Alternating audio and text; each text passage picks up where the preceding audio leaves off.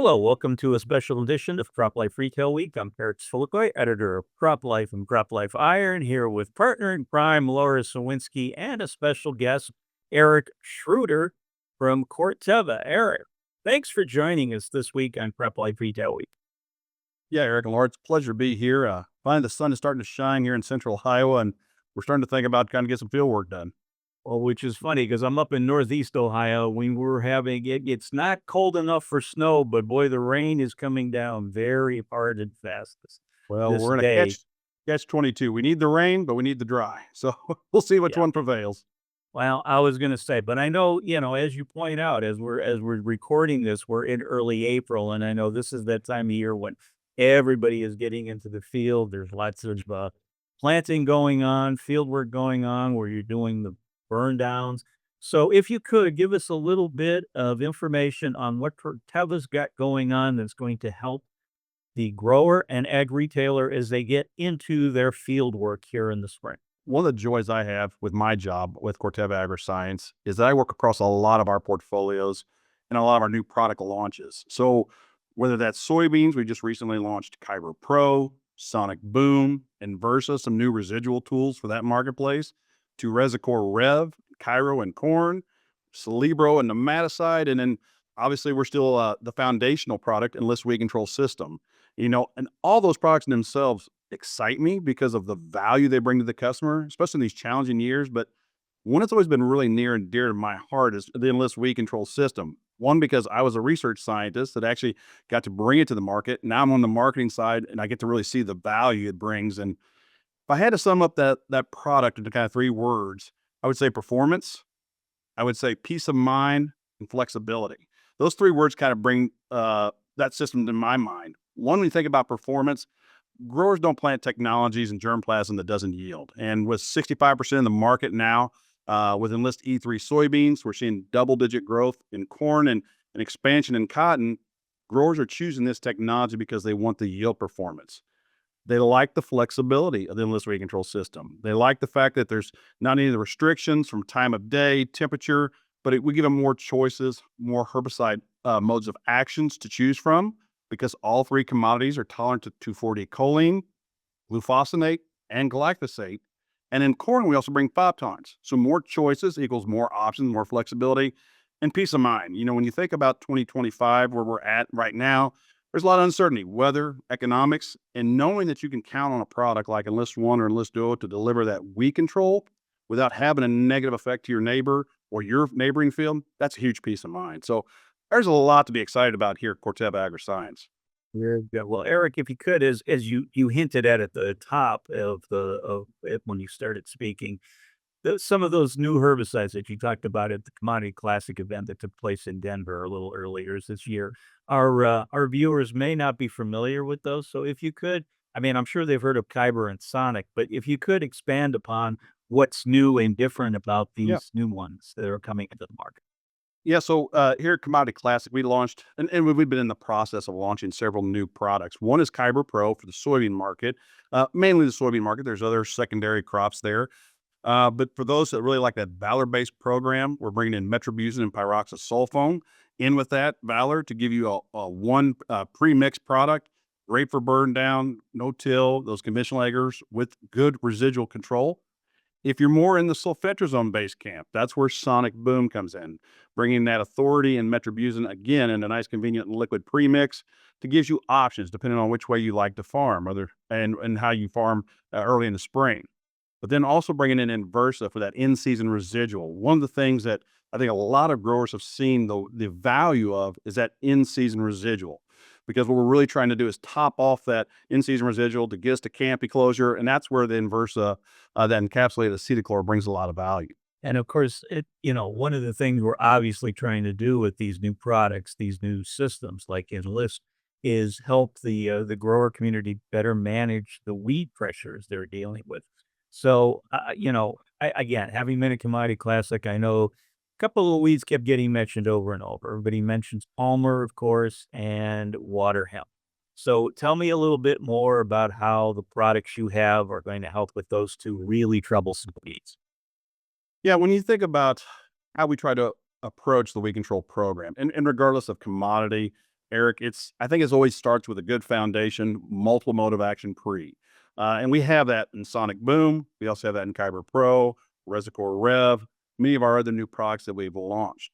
Because we've also got to follow that up in season with multiple modes of action as well. And that's where a product like Enlist One or Enlist Duo, Enlist One can be tank mixed with glyphosate or glufosinate.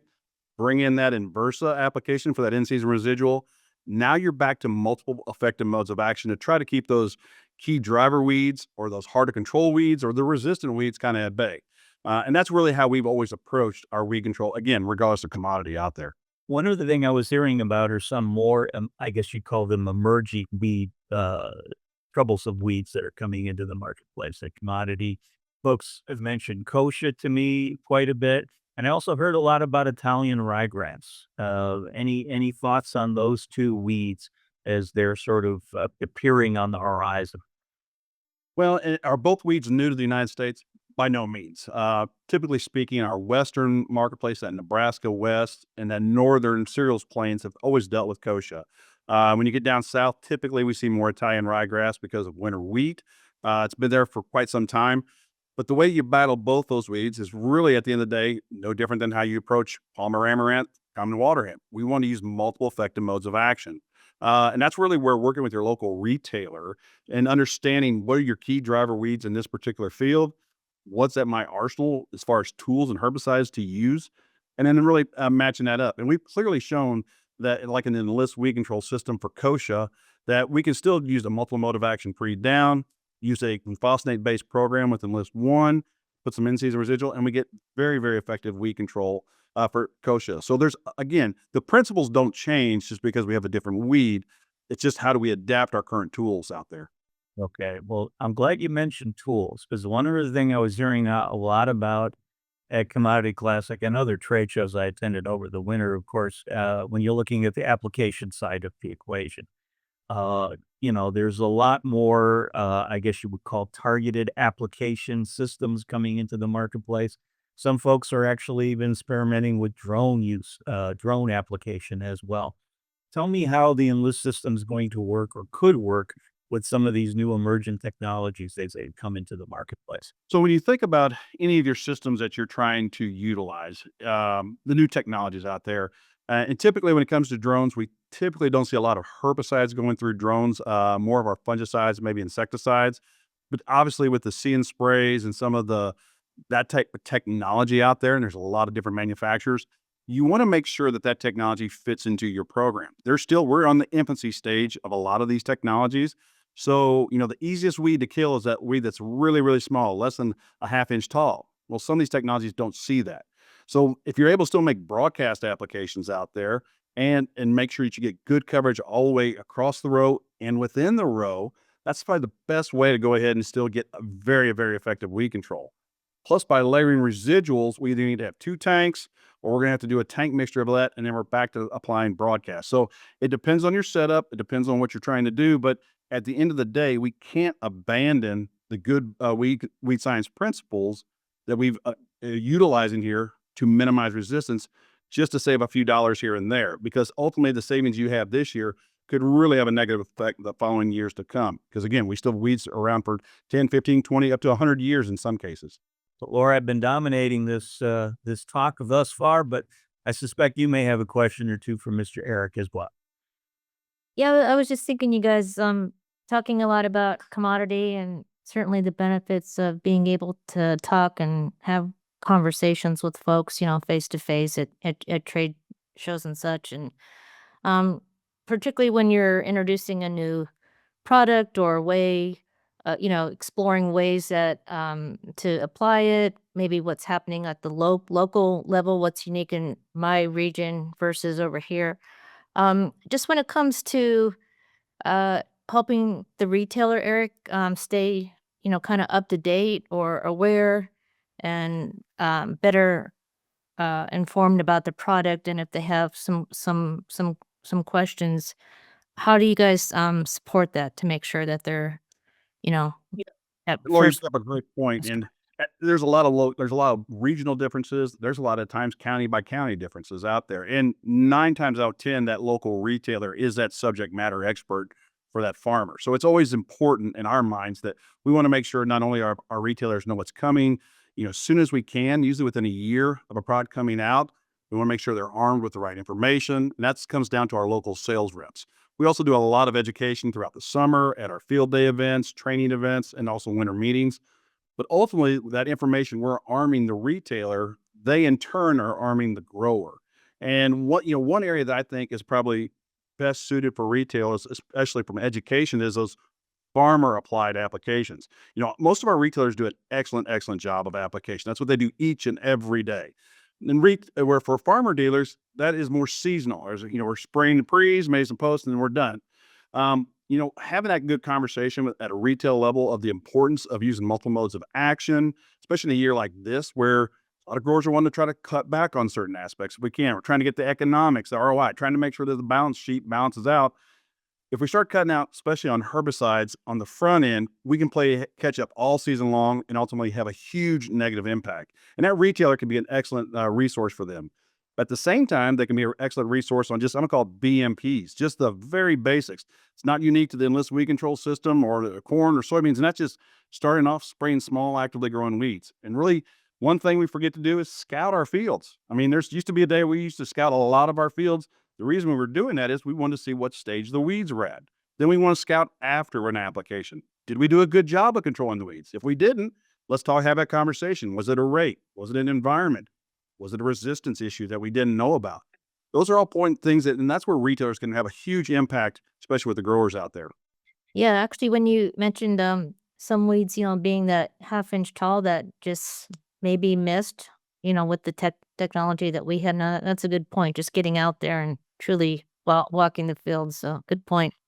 Yeah, and the thing about it is, small weeds are the easiest ones to kill at the end of the day. Because they're actively growing, they're fresh, they're not hardened off to the environment. So those are the weeds we really want to go after.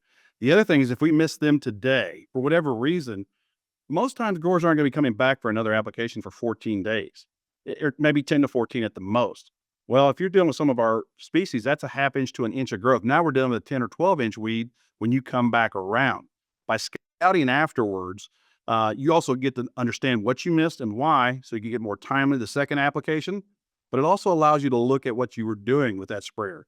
Did I have the right nozzles in the sprayer? Right pressure, the gallons. A lot of times we recommend 10 to 15 gallons for a lot of herbicides. If I'm a glufosinate-based system, at minimum 15, I prefer 20. Then we're also got to think about the things afterwards, the wind directions, all those things that we're doing at the time of application. All those things have a huge impact on the level of weed control you're going to achieve. Yeah, yeah, excellent. Well, I know that Eric's not going to let you off the hook and let you get out of here without putting you on the hot seat with fun for numbers. But unless there's any final thoughts, or Eric, are you ready to move into fun with numbers? Fun with numbers sounds fine. All right, very good. Well, then I'll just have to do the intro. Eric, time to play Fun with Numbers. All right. So, hey, Eric, your number is 65%. Correct. Okay. So, Mr. Eric, is 65%, is that A, the market share of soybean seeds for Enlist in 2025? Is it B, the market share for Extend soybean seeds in 2025? Is it C, the market share for Roundup Ready soybean seeds in 2025? Or is it D, the percentage of time in this video the name Eric was used, considering you and I share the name? Well, Eric, that answer would be A, and I will correct the answer. That's actually what we achieved in 2024. We probably will see a little bit more growth here, obviously in 2025, but in 2024 we had about 65% of the U.S. market were E3 soybeans. And you are absolutely correct. And yes, I didn't realize that was for 24. I thought that was going into this year, but I do know, I remember a couple of years ago, I think it was in 22 or 23, I heard a talk where someone was talking about the Enlist soybean market share is somewhere around 50%. So it's just continued to grow over the last Oh, 2 or 3 years. We've seen, and I think it's really, Eric, to the point is it's a testament to what the technology's brought for the American farmer out there. And we're seeing Canada starting to move into the Enlist E3 and other countries potentially, but When you can bring a tool that delivers yield, gives you flexibility and more options, and at the same time delivers exceptional weed control, I mean, that's just wonderful for the American farmer. Yeah, I agree. So, hey, thank you so much for joining us this week, Eric, to talk to Laura and I about everything going on in Corteva and in the marketplace and in Enlist and what's going on with weed control and application. So we certainly appreciate your time being here with us. And viewers, we hope you enjoyed this educational session on what's going on in the market. And we will see you again soon. Thank you. If you have questions or comments about today's episode of Retail Week, contact us by email or Twitter, or type your message in the comment section below. Your feedback is important to us. We will try our best to address your thoughts in next week's episode, and be sure to subscribe to our YouTube channel.